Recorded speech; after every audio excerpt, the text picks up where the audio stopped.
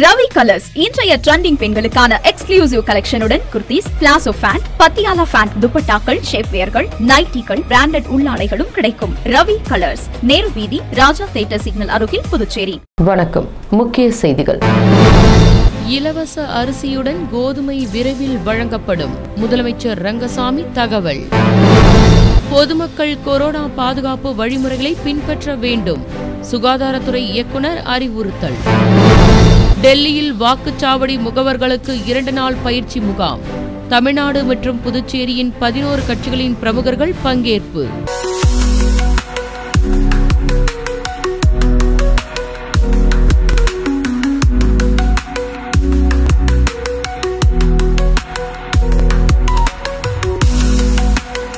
இனி விரிவான செய்திகள். கொரோனா தொற்று பரவாமல் இருக்க பொதுமக்கள் சமூக இடைவெளி போன்ற பாதுகாப்பு வழிமுறைகளை பின்பற்ற வேண்டும் என்று சுகாதாரத்துறை இயக்குநர் அறிவுறுத்தியுள்ளார்.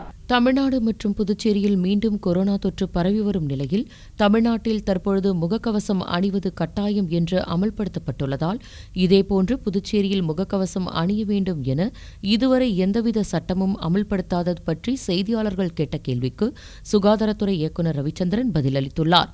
அதில் தமிழ்நாட்டில் கொரோனா தொற்று அதிகமாக பரவி வருவதால் முகக்கவசம் அணிவது கட்டாயம் என அமல்படுத்தியுள்ளதாகவும், ஆனால் புதுச்சேரியில் அந்த அளவிற்கு எந்தவித பாதிப்பும் இல்லை என்றும், மேலும் கடந்த வாரத்தில் 12 பேர் கொரோனா தொற்றினால் பாதிப்படைந்து அவர்களுக்கு உரிய சிகிச்சை அளிக்கப்பட்டு தற்பொழுது அவர்கள் குணமடைந்து வீடு திரும்பி உள்ளதாக கூறினார். அதன்பின் கடந்த 3 நாட்களாக கொரோனா பாதிப்பு தொற்று யாருக்கும் ஏற்படவில்லை என்றும், இருப்பினும் தொடர்ந்து காய்ச்சல், சளி என வருபவர்களுக்கு முறையாக சிகிச்சை அளிக்கப்பட்டு சோதனை மேற்கொள்ளப்பட்டு வருவதாக தெரிவித்துள்ளார். மேலும் மீண்டும் கொரோனா தொற்று அதிகரித்தாலும் அதற்கு உரிய சிகிச்சை அளிப்பதற்கு அனைத்து வசதிகளும் அரசு பொது மருத்துவமனை, கதிர்காமம் அரசு மருத்துவமனை மற்றும் காசநோய் பிரிவிலும் 10 படுக்கைகள் வெண்டிலேட்டர் வசதியுடன் தயார் நிலையில் உள்ளதாகவும், எனவே பொதுமக்கள் அச்சப்பட தேவையில்லை என்றும் கூறியுள்ளார். தொடர்ந்து பேசிய அவர், கடந்த கொரோனா காலத்தில் பொதுமக்கள் தங்களின் கைகளை சுத்தமாக கழுவுதல், முகக்கவசம் அணிதல், காய்ச்சல், சளி ஏற்பட்டால் மருத்துவரை அணுகுதல், சமூக இடைவெளியை கடைபிடித்தல் போன்ற பல்வேறு பாதுகாப்பு வழிமுறைகளை பின்பற்றியது போலவே தற்பொழுதும் அனைத்து பாதுகாப்பு வழிமுறைகளையும் கடைபிடிக்க வேண்டும் எனவும் அறிவுறுத்தியுள்ளார். தமிழ்நாட்டில் கொஞ்சம் அதிகப்படியான கேசஸ் அவங்க பாசிட்டிவ் சொல்லியிருக்காங்க. இங்கேயும் டெஸ்ட் பண்ணிக்கிட்டு இருக்கோம். அந்த மாதிரி தமிழ்நாடு மாதிரி ஒரு அதிகப்படியான ஒரு நோய் அறிகுறி இங்கே நம்மக்கிட்ட இல்லை. இந்த ஆக்சுவலாக 3 நாளில் எந்த கேஸுமே பாசிட்டிவ் இல்லை. போன வாரம் நான் சொன்ன மாதிரி ஒரு 12 கேஸ் எல்லாமே நல்லா ஆகிட்டாங்க, இப்போ வீட்டுக்கு போயிட்டாங்க. அப்படி நிறைய கேஸ் வர மாதிரி இருந்ததுன்னா அவங்கள பார்த்துக்கிறதுக்கும் எல்லா ஏற்பாடும் பண்ணியிருக்கோம். அரசு பொது ஆஸ்பத்திரிலையும் நம்மளுடைய கதிர்காம ஆஸ்பத்திரிலையும். அது இல்லாமல் நம்ம அந்த டிபி நோயிலையும் 10 பெட்ரூமில் ஐசியூ ரெடியாக இருக்குது. இதெல்லாம் அதிகப்படியாக கேஸ் இருந்தது அப்படின்ற மாதிரி இருந்ததுன்னா நிச்சயமாக அதை அந்த நோயாளிகளை பார்த்துக்கிறது எல்லா ஏற்பாடும் பண்ணியிருக்கோம். தமிழ்நாட்டில் இப்போ ஆக்சுவலாக மாஸ்க் போட சொல்கிறாங்க. நமக்கு இந்த மாதிரி மத்திய அரசு அந்த மாதிரி எதுவும் முன்னெச்சரிக்கை எதுவும் தரல. இங்கே நமக்கு கேஸ் கம்மியாக இருக்கிறதுனால அது மாதிரி நம்ம எதுவும் அறிவிப்பு சொல்லலை. ஆனால் இருமல் சளி உள்ளவங்ககிட்ட கொஞ்சம் தள்ளி இருக்கிறது நல்லது. நமக்கு ஏதாவது இருமல் சளி இருந்தாலும் ஒரு கைக்குட்டியோ துணியோ வச்சு இரும்புறது நல்லது. இலவச அரிசியுடன் கோதுமை விரைவில் வழங்கப்படும் என்று முதலமைச்சர் ரங்கசாமி தகவல் தெரிவித்துள்ளார். டெல்லியில் பிரதமர் மோடி தலைமையில் நிதி ஆயோக் கூட்டம் நடைபெறுகிறது. இந்த கூட்டத்தில் கலந்து கொள்ள அனைத்து மாநில முதல் மந்திரிகளுக்கும் அழைப்பு விடுக்கப்பட்டுள்ளது. இந்நிலையில் புதுச்சேரி முதலமைச்சர் ரங்கசாமி இந்த கூட்டத்தில் கலந்து கொள்வது குறித்து முடிவு எதையும் இதுவரை அறிவிக்கப்படவில்லை. இதனால் அவர் கூட்டத்தில் கலந்து கொள்வாரா என்ற கேள்வி எழுந்துள்ளது. இது தொடர்பாக செய்தியாளர்கள் முதலமைச்சர் ரங்கசாமியிடம் கேட்டபொழுது சொல்கிறேன் என்று மட்டும் பதில் அளித்துள்ளார். மேலும் அவர் தற்பொழுது ரேஷன் கடைகளில் இலவச அரிசி வழங்கப்பட்டு வருவதாகவும், அதனுடன் சட்டசபையில் அறிவிக்கப்பட்டபடி 2 கிலோ கோதுமை விரைவில் வழங்கப்படும் எனவும் உறுதியாக தெரிவித்துள்ளார். தமிழ்நாடு மற்றும் புதுச்சேரியை சேர்ந்த வாக்குச்சாவடி முகவர்களுக்கு 2 நாள் பயிற்சி முகாம் டெல்லியில் தொடங்கியது. வர இருக்கின்ற பல்வேறு மாநில தேர்தல்களை கருத்தில் கொண்டு இந்திய தேர்தல் கமிஷன் வாக்குச்சாவடி முகவர்களுக்கு தேர்தல் குறித்த பயிற்சியை அளித்து வருகின்றது. ஏற்கனவே பீகார் மாநிலத்தினருக்கு பயிற்சி அளிக்கப்பட்டது. இந்த வரிசையில் தமிழ்நாடு மற்றும் புதுச்சேரியை சேர்ந்த முகவர்களுக்கு 2 நாள் பயிற்சி முகாம் டெல்லியில் மே 22ஆம் தேதி தொடங்கியது. டெல்லி துவாரகாவில் உள்ள அரங்கத்தில் இந்திய தலைமை தேர்தல் கமிஷனர் ஜனேஷ் சுரேஷ்குமார் இந்த பயிற்சி முகாமை தொடங்கி வைத்து பேசினார். மேலும் இந்த 2 நாள் பயிற்சி முகாமில் முகவர்களுக்கு அவர்களின் நியமனம் மற்றும் பொறுப்புகள் பற்றிய கண்ணோட்டம் பயிலரங்குகள் மூலம் வழங்கப்படுகின்றது. ஆங்கிலம் மற்றும் தமிழில் பயிற்சி அளிக்கப்படுகின்றது. மேலும் இந்த பயிற்சி முகாமில் 2 மாநிலங்களின் 11 தேசிய மற்றும் மாநில கட்சிகளின் 229 முகவர்கள் பங்கேற்றுள்ளனர். கடந்த ஆண்டை விட டெங்கு நோய் பாதிப்பு புதுச்சேரியில் 20% குறைந்துள்ளதாக சுகாதாரத்துறை இயக்குநர் ரவிச்சந்திரன் தெரிவித்துள்ளார். புதுச்சேரி சுகாதாரம் மற்றும் குடும்ப நலத்துறையின் கீழ் இயங்கும் தேசிய கொசு மற்றும் பூச்சிகளால் பரவும் நோய் தடுப்பு திட்டம் மூலம் கொசுக்களால் பரவும் நோய்களான மலேரியா, டெங்கு, சிக்கன்குனியா மற்றும் ஜப்பானிய மூளைக்காய்ச்சல் ஆகியவை பரவாமல் இருக்கவும் அதிக தாக்கம் ஏற்படாமல் இருக்க பல்வேறு நடவடிக்கைகளை தொடர்ந்து மேற்கொள்ளப்பட்டு வருகின்றது. தற்பொழுது புதுச்சேரியில் ஆண்டு முழுவதுமே டெங்கு மற்றும் சிக்கன்குனியா நோய்கள் ஏற்படுவதால் சுகாதாரத்துறை நோய் தடுப்பு நடவடிக்கைகள் தொடர்ந்து மேற்கொள்ளப்பட்டு வருகின்றது. மேலும் பெரிய அளவில் கடுமையான நோய் பாதிப்பும் உயிரிழப்புகளும் ஏற்படாமல் தற்பொழுது கட்டுப்பாட்டில் உள்ளதாகவும், ஆனால் தற்பொழுது பருவகால மழை ஆரம்பித்துள்ளதால் ஆங்காங்கே கிடக்கும் மற்றும் பொதுவெளியில் வீசப்பட்ட பொருட்களில் தண்ணீர் தேங்கும் வாய்ப்பு அதிகம் உள்ளதால் அந்த நீர் தேக்கங்களில் டெங்கு நோய் பரப்பும் ஏடிஸ் கொசுக்கள் அதிகமாக உற்பத்தியாகி நோய் பரப்புதலுக்கு அதிக வாய்ப்புள்ளதால் பொதுமக்கள் மிகவும் கவனமாக சுற்றுப்புறங்களை தண்ணீர் தேங்காமல் பார்த்துக்கொள்ள வேண்டும் என கேட்டுக் கொள்ளப்பட்டுள்ளது. மேலும் ஒவ்வொரு ஆண்டும் மே 16ஆம் தேதி தேசிய டெங்கு தினம் அனுசரிக்கப்பட்டு வருகின்றது. இதற்கு ஒவ்வொரு ஆண்டும் ஒரு கருத்தை அடிப்படையாக கொண்டு டெங்கு ஒழிப்பு நடவடிக்கையை முழு வீச்சாக திறம்பட செயல்படுத்தி வருகின்றனர். அவ்வகையில் 2025 கருத்து கண்டுபிடித்தல், சுத்தம் செய்தல், மூடி வைத்தல் ஆகியவை டெங்கு ஒழிப்பின் படிக்கல்கள் என்ற கருத்தை முன்னிறுத்தியே செயல்பட தேசிய அளவில் வலியுறுத்தப்பட்டுள்ளது. அதன்படி டெங்கு ஒழிப்பு நடவடிக்கை விழிப்புணர்வு நிகழ்ச்சி நடத்தப்பட்டது. இதில் சுகாதார உதவியாளர்கள், ஆய்வாளர்கள், தொழில்நுட்ப உதவியாளர்கள் மற்றும் ஆஷா பணியாளர்கள் விழிப்புணர்வு இருசக்கர பேரணியை நடத்தினர்.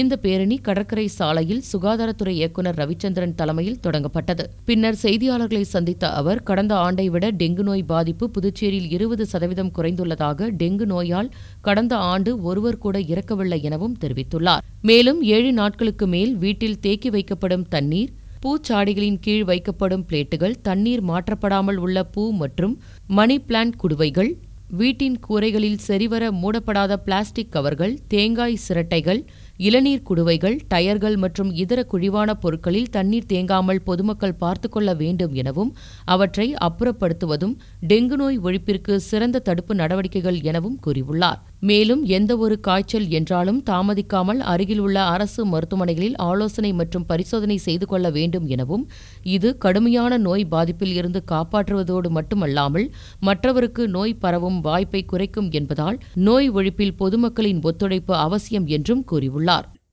இதை நலவழித்துறை சார்பாக அசிஸ்டன்ட் டைரக்டர் மலேரியா ஒழிப்புத்துறை அவங்க மூலிமா இந்த ரேலி ஏற்பாடு செய்யப்பட்டிருக்கிறது. இதன் மூலம் மக்களுக்கு தெரியப்படுத்துவதென்றால், எங்கேயாவது தண்ணி தேங்கி இருந்தது அப்படின்னா அதை மூடி வைக்கணும், இல்லை அதை கொட்டிடணும். இந்த வருஷம் ஒரு வருடமும் அந்த டெங்கு தினம் இல்லை வேற மலேரியா தினம் அது மாதிரி பண்ணும்போது ஒரு மைய கருத்து சொல்லுவாங்க. இந்த தடவை மைய கருத்து தண்ணி தேங்கி இருக்கான்னு செக் பண்ணுங்க, அதை மூடி வைங்க, இல்லை அதை கிளீன் பண்ணிடுங்க. இதெல்லாம் நம்ம டெங்கு குறைக்கிறதுக்கான வழிமுறைகள். புதுச்சேரி தேங்காய்திட்டு துறைமுகத்தில் மீன்பிடி தடைக்காலத்தை பயன்படுத்தி மீனவர்கள் தங்களது வலைகளை சீரமைத்து வருகின்றனர். மீன்களின் இனப்பெருக்கத்திற்காக ஒவ்வொரு ஆண்டும் வங்காள விரிகுடா மற்றும் அரபி பெருங்கடலில் வெவ்வேறு மாதங்களில் மீன்பிடி தடைக்காலத்தை மத்திய அரசு அமல்படுத்தி வருகிறது. இந்த ஆண்டிற்கான மீன்பிடி தடைக்காலம் ஏப்ரல் மாதம் 15ஆம் தேதி முதல் ஜூன் மாதம் 14ஆம் தேதி வரை 61 நாட்கள் அமல்படுத்தப்பட்டுள்ளது. இதனால் புதுச்சேரி, காரைக்கால் பகுதியில் பாரம்பரிய மீன்பிடி படகுகளான கட்டுமரம், நாட்டு படகுகளை தவிர அனைத்து வகையான இயந்திர படகுகளில் மீன்பிடிக்க தடை விதிக்கப்பட்டுள்ளது. இதனைத் தொடர்ந்து மீனவர்கள் தங்களது விசைப்படகுகளை தேங்காய்திட்டு மீன்பிடி துறைமுகத்தில் நிறுத்தி வைத்துள்ளனர். மீன்பிடி தடைக்காலத்தை பயன்படுத்தி அவர்கள் தங்கள் படகுகளை சீரமைத்தும் வருகின்றனர். மீன்பிடி தடைக்காலம் முடிவதற்கு இன்னும் 25 நாட்கள் உள்ளதால் மீனவர்கள் தங்களது படகுகளை தீவிரமாக செப்பனிட்டு வருகின்றனர். அதன்படி படகுகளுக்கு வர்ணம் பூசுதல், பழுதுகளை சரி செய்தல், புதிய வலைகளை வாங்குவது, பழைய மீன்பிடி வலைகளை தைப்பது போன்ற பணிகளில் மும்முரம் காட்டி வருகின்றனர். டெல்லி காவல்துறை அதிகாரி பேசுவதாக கூறி பெண்ணின் வங்கி கணக்கில் இருந்த பணத்தை மோசடி செய்த கும்பலை சைபர் கிரைம் காவல்துறையினர் தேடி வருகின்றனர். பாகூரை சேர்ந்த ஒருவரை செல்போனில் தொடர்பு கொண்ட மர்ம நபர் தன்னை கடன் வழங்கும் அதிகாரி என அறிமுகப்படுத்திக் கொண்டுள்ளார். தன்னால் 2 லட்சம் ரூபாய் வரை குறைந்த வட்டியில் கடன் பெற்று தர முடியும் என்றும் கூறியுள்ளார். அதனை உண்மை என்று நம்பிய அவரும் அதற்கு ஏற்பாடு செய்யுமாறு கூறியுள்ளார். உடனே அந்த நபர் கடன் பெற சேவை வரி உள்ளிட்டவற்றிற்கு 48,500 செலுத்த வேண்டும் என்று தெரிவித்துள்ளார். இதனை அடுத்து அவரும் பணத்தை ஆன்லைன் மூலம் செலுத்தி ஏமாந்துள்ளார்.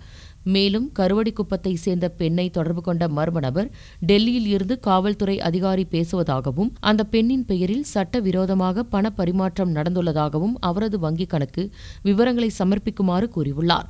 அதன்படி அந்த பெண் தனது வங்கிக் கணக்கு விவரங்களை தெரிவித்ததும் அவரது வங்கிக் கணக்கில் இருந்து 1,53,000 மோசடி செய்யப்பட்டுள்ளது.